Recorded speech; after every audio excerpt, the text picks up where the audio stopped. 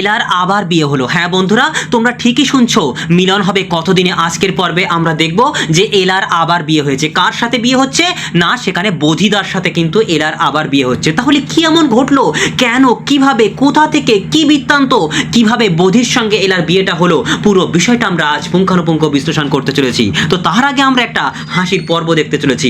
তো আজকের পর্বের সেই প্রথমেই দেখতে পাচ্ছি আমরা যে বিক্রমকে একেবারে গলায় দা ধরে গোরা বলতে লাগে, না না না না, তুই বল সমস্ত মেয়ে তোর মা এবং তোর বোন, সমস্ত মেয়ে মা বোনের মতো কোনো মেয়ের দিকে তুই ফিরে তাকাবি না। তখন সেখানে ওই বিক্রম বলতে লেগে আছে, ঠিক আছে ঠিক আছে, আমার সমস্ত মেয়েরা সব আমার মা এবং বোনের মতো। তখন গোরা বলতে লাগে, আর সমস্ত মেয়েদের থেকে তুই 10 হাত দূরে থাকবি, আর এরার থেকে তুই 100 হাত দূরে থাকবি। তখন সেখানে বিক্রম বলতে লাগে, ঠিক আছে আমি সব স্বীকার করে নিয়েছি। তাই পরবর্তী মুহূর্তে যেই না আমরা দেখতে পাচ্ছি যে যেই না ছেড়ে দেওয়ার উপক্রম করে, এমন সময় সেখানে এলা চলে আসে। এলা এসে গোরার উপরে বিভিন্ন ঝাঁজ দেখাতে শুরু করে, আপনি কেন বলেন এরকম করছেন, আপনি কে হন আবার এইসব বিষয় নিয়ে আলোচনা করার। তখন সেখানে গোরা বলতে লাগে, আপনি কেন করছেন, আপনি কেন করছেন, আর এই ছেলেটা, এই বিক্রম বলে ছেলেটা কোনো ভালো লোক নয়, ও হচ্ছে অপরচুনিস্ট, ও হচ্ছে সুযোগ সন্ধানী মানুষ, ও তোমার ক্ষতি করে দিতে পারে, ও আপনার ক্ষতি করে দিতে পারে, এইসব নানান রকম কথা বলতে শুরু করে। তখন ইলা বলতে লাগে, আমি কার সাথে ঘুরছি, কার সাথে বেড়াচ্ছি, কি করছি না করছি, সেটা আপনি খেয়াল রাখবেন কেন।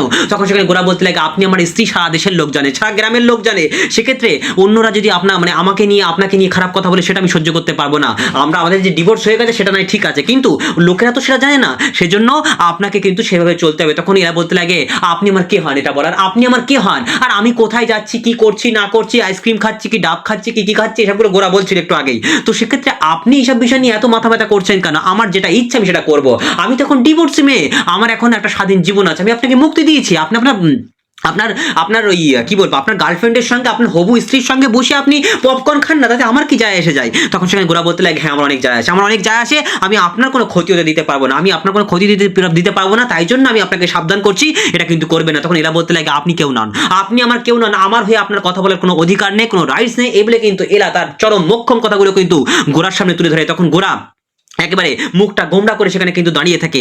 এমন তো অবস্থায় কিন্তু বিক্রম বলতে লাগে, আচ্ছা ঠিক আছে মিস্টার সেন, আপনি কেন হঠাৎ করে এরকম করে এইসব সাজগোজ ধারণ করেছেন, আপনার কি এটা হবি, এটা কি আপনার হবি না আপনার শখ, আমি কিছু বুঝতে পারছি না, কেন আপনি এরকম করে এরকম ডাবালা ছদ্মবেশ ধারণ করে, আপনি কি মাঝে মাঝে এরকম ডাবালা ছদ্মবেশ ধারণ করেন, এই বলে বিষয়টাকে কিন্তু একটা মজার জায়গাতে নিয়ে চলে যায়। তখন সেখানে গোরা বলতে লাগে, একদম গলা একদম কেটে রেখে দেবো, আমি বলছি আমার মানে কি বলবো, আমার এক্স স্ত্রীর যদি কোনো ক্ষতি হয়েছে তাহলে কিন্তু আমি তোমাকে ছেড়ে দেবো না, আমি ওর ভালো চাই এবং ভালো করতে চাই, সেক্ষেত্রে আমার এক্স স্ত্রীর যদি কোনো ক্ষতি হয়েছে তাহলে কিন্তু আমি ছেড়ে দেবো না। তখন সেখানে বিক্রম বলতে লাগে, আরে আমি ক্ষতি করবো কেন, এলা ম্যাডাম তো আমার এখন বন্ধুর মতো, আমার বন্ধুকে আমি মাথায় করে তুলে রেখে দেবো, এই বলে সেখান থেকে এলা বলতে লাগে, কেন বিক্রম, কেন কথা বলছো, কেন বিক্রম বাবু আপনি ওর সঙ্গে কথা বলছেন, আমি এখানে চলেন তো, এই বলে বিক্রমের হাতটা তার সামনে ধরে চলে যায়। তখন সেখানে গোরা একেবারে যেন আকাশ ভেঙে তার ঘাড়ে পড়ে যায়, যে এলা এতটা অপমান করলো। এদিকে গোরা আস্তে আস্তে করে কিন্তু মনের গভীরে হারিয়ে যেতে শুরু করে দেয়, কেন আপনাকে আমি ভুলতে পারছি না, কেন অন্য লোকের সঙ্গে দেখে আমার তো জেলাসি ফিল হচ্ছে, আমার তো কষ্ট হচ্ছে, আমি কিন্তু কিছুই বুঝতে পারছি না।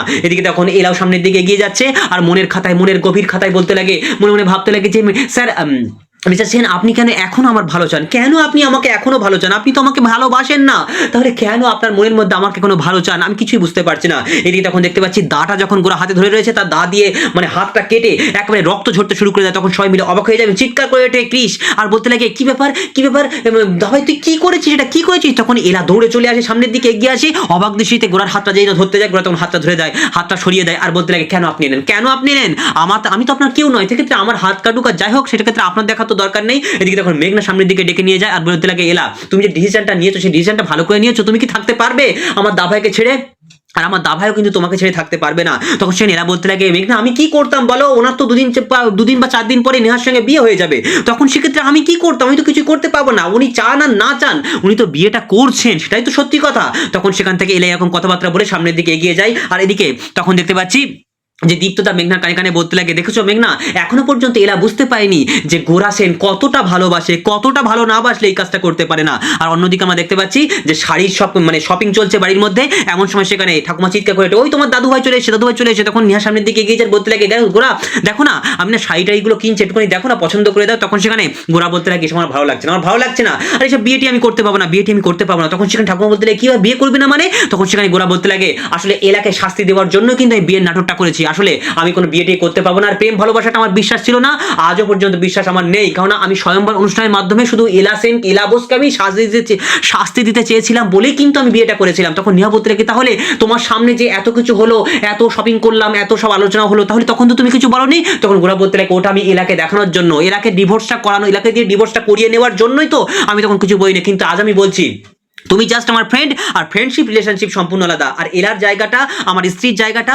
আমি কাউকে দিতে পারবো না, ওই জায়গাটায় শুধুমাত্র আমার স্ত্রী বসে থাকবে এবং সেটা হচ্ছে এলা, আমি কাউকে দিতে পারবো না। আর আমি খুব শীঘ্রই কিন্তু লন্ডনে চলে যাব, আমি লন্ডনে চলে যাবো, সেখানে গিয়ে আমি সেটেল হবো, আমি কোনো মতেই আর বিয়ে করবো না, এই জগৎ থেকে আমি পুরোপুরি নিস্তার পেয়ে যাব। এদিকে তখন দেখতে পাচ্ছি যে আলিয়াও কিন্তু বোঝাতে শুরু করে, দা ভাই তুই কেন এরকম করে করছিস, কেন এরকমটা করছিস, এরকমটা করিস না, তুই যে কথাগুলো দিয়েছিস সেগুলো তুই পালন কর, এরকমটা করিস না। এদিকে নেহার তখন একেবারে আকাশ ভেঙে ঘাড়ে পড়ে, সে কি করবে সে কিন্তু কিছু বুঝতে পারছে না। একেবারে নেহার মুখে চপেটাঘাত করে গোরা বলতে লাগে, নেহা আমি তোমাকে বিয়ে করতে পারবো না, কোনো দিন না, কখনো না, আর আমার স্ত্রীর জায়গাটা আমি কাউকে দিতে পারবো না। কিন্তু সেখান থেকে আমার ঠাকুমা প্রচন্ড রেগে যায় আর গিয়ে বলতে লাগে, দাদু ভাই তোমাকে বিয়ে করতে, আমি সবাইকে কথা দিয়েছি, নেহার বাবাকে কথা দিয়েছি, আমি কথা ফেলতে পারবো না। কিন্তু সেখানে গোরা বলতে লাগে, মুখের উপরে বলতে লাগে, না ঠাকুমা তোমাকে কিন্তু সেটা করতেই হবে, তুমি এই কথাটা তুমি কখনোই রাখতে পারবে না। এই বলে কিন্তু নেহা প্রচন্ড কষ্টে যন্ত্রণায় সেখান থেকে কিন্তু ঘরের মধ্যে চলে যায়, আর ঠাকুমা অবাক দৃষ্টিতে শুধু তাকিয়ে থাকে। এর পরবর্তী মুহূর্তে আমরা দেখতে পাচ্ছি দাদু সিঁড়ি দিয়ে নামছে, আর এদিকে সবাই মিলে ধরেছে, দাদু এবার তো সব গন্ডগোল হয়ে যাচ্ছে, গোরা তো লন্ডনে চলে যাচ্ছে, তাহলে তো সমস্ত কিছু বানচাল হয়ে যাবে, কি হবে কি হবে। তখন দাদু বলতে লাগে, আজকে রাত্রেই আমি মোক্ষম চালটা চালবো, সেই চালটা আমাকে চালতেই হবে। অন্যদিকে আমরা দেখতে পাচ্ছি এলা কিছু মানুষজনকে নিয়ে কিন্তু যোগ ব্যায়াম করাচ্ছে এবং তাদেরকে সুন্দর করে কিন্তু ইনস্ট্রাকশন দিচ্ছে, এবং সেই লোকগুলো তখন পরবর্তী মুহূর্তে বলতে লাগে, এলামা তুই চলে গিয়েছিস বলে আমাদের না যোগ ব্যায়ামটা কিচ্ছু হতো না, শরীরচর্চাটা কিচ্ছু হতো না, তুই মা ফিরে এসেছিস, সেটাই আমাদের কাছে অনেক বড় পাওনা হয়ে গেছে। এদিকে তখন এরকম একটা আলোচনা চলছে, আর অন্যদিকে দেখতে পাচ্ছি আমরা যে সেখানে কিন্তু আলিয়া এবং নেহা গিয়ে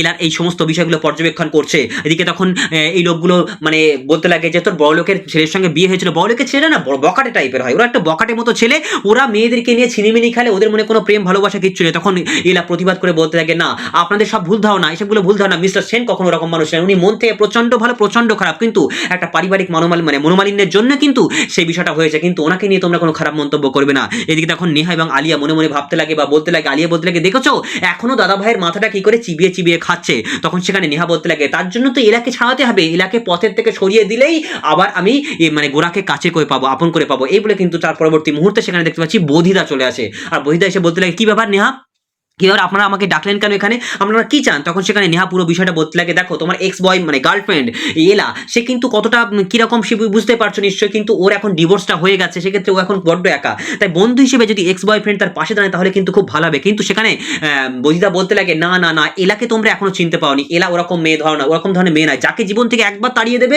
তাকে জীবনে কোনোভাবেই এন্ট্রি দেবে না। এই বলে কিন্তু এলা সম্পর্কে সত্যি কথাটাই বলতে শুরু করে দেয় বজিদা, যে না কোনো মতেই তোমরা এটা করতে পারবে না, আর আমিও পারবো না, আমি যখন ওর জন্য সুইসাইড অ্যাটেম্প করলাম তখন ওর কিছু যায়ও না, গেলও না, আসলো না। তখন সেখানে বদিদা যখন মানে কি বলবো শিকার হচ্ছে না যখন, তখন সেখানে নেহা একটা টাকার বান্ডিল বের করে বলতে লাগে যে এতে যা টাকা আছে এর 4 গুণ টাকা তুমি পাবে, মানে 25 লক্ষ টাকা, এমন 25 লক্ষ টাকার মতো তুমি পাবে। আমি জানি তোমার শ্বশুর বাড়িতে তোমার বউ তোমাকে বারবার ধিক্কার দেয়, তোমার শ্বশুর বাড়িতে তোমার কোনো মান সম্মানের, সেক্ষেত্রে 25 লক্ষ টাকা পাবে, তোমাকে শুধু একটা কাজই করতে হবে। তখন সেখানে বদিদা বলতে লাগে, কি কাজ করতে হবে আমাকে। তখন সেখানে নেহা বলতে লাগে, ওই এলাকায় বিয়ে করে তোমাকে অনেক দূর চলে যেতে হবে, এই গ্রাম ছেড়ে এই শহর ছেড়ে বিদেশে চলে যেতে হবে, যেন আর কোনোদিন আমাদের জীবনে না আসে। কারণ আমি গোরাকে ভালোবাসি, সে ছোটবেলা থেকে আমি ওকে ভালোবাসি, তাই ওকে আমি বিয়ে করতে চাই, কিন্তু এলার জন্য আমার স্বামী মানে আমার হবু হাজবেন্ড কিন্তু আমাকে বিয়ে করতে পারছে না। তখন বদিদা সেই বিষয়টা ম্যানেজ করে নেয়। এদিকে তখন দেখতে পাচ্ছি এলা সবাইকে চকলেট দিয়ে দেয় এবং বলতে লাগে, তোমরা সবাই বাড়িতে চলে যাও, সুন্দর করে সব নিজেদেরকে খেয়াল রাখো, কোনো মতেই কিন্তু সিঙ্গাড়া কচুরি কিচ্ছুই খাবে না, শুধু হেলদি ফুড খাবে, ঠিক আছে। এই বলে কিন্তু সবাইকে বিদায় দিয়ে এলা জেনে সামনের দিকে এগিয়ে এসছে, বদিদা তাকে ধরে আর বলতে লাগে, এলা আমি তোর সামনে এসেছি, আমি কি করে কোর মুখ নিয়ে আমি কথাটা বলতাম আমি বুঝতে পারিনি, কিন্তু তোর যে সমস্যাটা হয়েছে আমি জানতাম তোর এই বিয়েটা টিকবে না, তোর বিয়েটা ভেঙে যাবে, আর আমিও না বিবাহিত জীবনে খুব একটা সুখী নয়, খুব একটা খুশি নয়, আমি কি বলতে চাইছি একটুখানি বোঝার চেষ্টা কর। তখন সেখানে এলা বলতে কি বহিদা তুমি আমাকে পথ আটকে দাঁড়ালে কিসের জন্য দাঁড়ালে, আমার পথটা ছেড়ে দাও, আমাকে পথটা ছেড়ে দাও। তখন সেখানে বহিদা বলতে লাগে, আরে আমি তো পথ ছেড়ে দেবো, কিন্তু তোর স্বামী তো তোকে ছেড়ে দিয়েছে।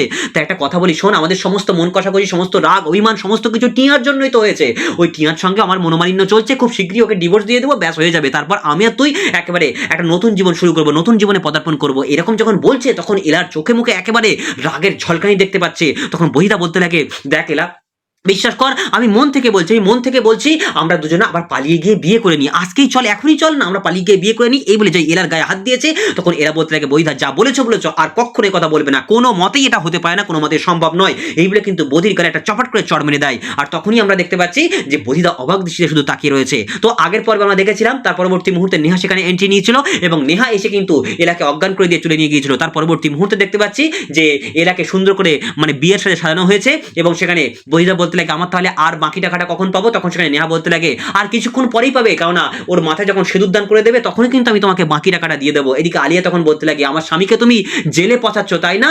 আর তাই না এলা, তোমার স্বামীকে তুমি জেলে পচাচ্ছ, তোমার এর প্রতিশোধ আমি নেব। এদিকে তখন এলার আস্তে আস্তে করে ঘোরটা ভেঙে আসে আর মনে মনে ভাবতে লাগে, বুঝতে শুরু করে দেয় যে কারা এসব কি করছে এরা, কারা কি করছে, সে কিন্তু কিছুই বুঝতে পারছে না। আর এদিকে তখন দেখতে পাচ্ছি ঘোড়া কিন্তু প্রচন্ড গতিতে গাড়ি নিয়ে চলে যাচ্ছে সামনের দিকে, সে এলার কোনো ক্ষতি হতে দিতে পারবে না। তাহলে এলাকেই মানে গোরা কি গিয়ে সেখানে এলাকে আবারও বাঁচিয়ে নেবে? কি এমন ঘটতে পারে বলে তোমাদের মনে হয়? অবশ্যই কমেন্ট আমাকে জানিও।